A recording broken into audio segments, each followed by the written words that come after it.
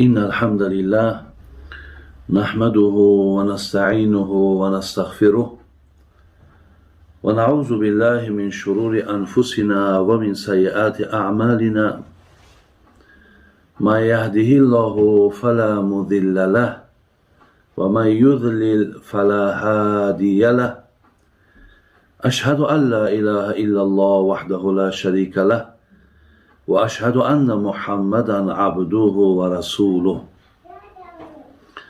السلام علیکم و رحمت الله و برکاته. همدیاران عزیز، برادران و خواهران بسیار گرامی،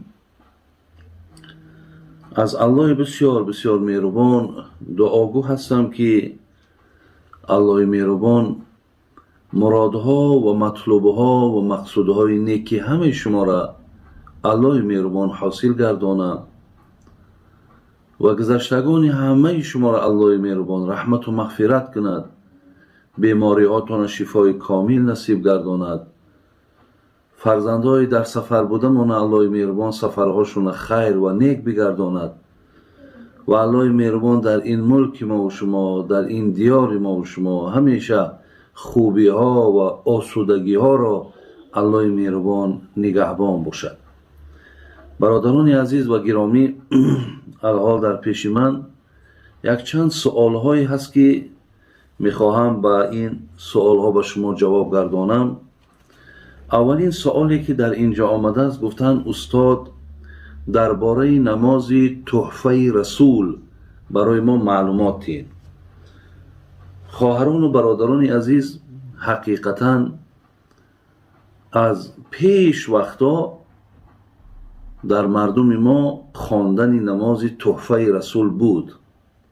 همچنان در برابر این یک نفر از ما از دنیا میگذشت، نماز حول گور را میگفتند.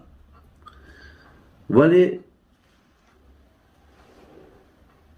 خداوند باز هم توفیقاتون زیاد کند، در گرد این نمازهایی که من الحال ذکر کردم، یکی تحفه رسول یا اینکه حول گور برای خاطر مقصد سبکی عذاب قبر یک برادر، این گونه نمازها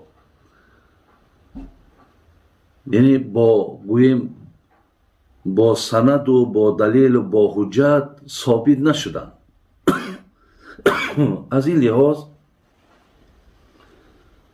ما در حق رسول اکرم صلی الله علیه و سلم که از بس که این از روی محبت می شود، آیتی که ان الله و ملائکته یصلون علی النبی یا ایها الذین آمنوا صلوا علیه و سلموا تسلیما، یعنی ما در حق رسول اکرم صلی الله علیه و سلم بیشتر صلوات بفرستیم و بیشتر مقصد از پیامبر گرامی از فرموده هاش اطاعت کنیم. البته این برای ما و شما نیک و خوبتر است. ولی تحفه رسول نماز من نیت کنم، خود 2 رکعت باشد، خود 4 رکعت باشد، من راستی مادرها و برادران عزیز با یگان سندهایی که لازم باشد و ثابت باشد که این گونه نماز در ما هست، من نیافتم و من ندیدم. و این خاطر برای شما هم برادران و خواهران عزیز این گونه خواندن نماز هیچ ضرورت ندارد.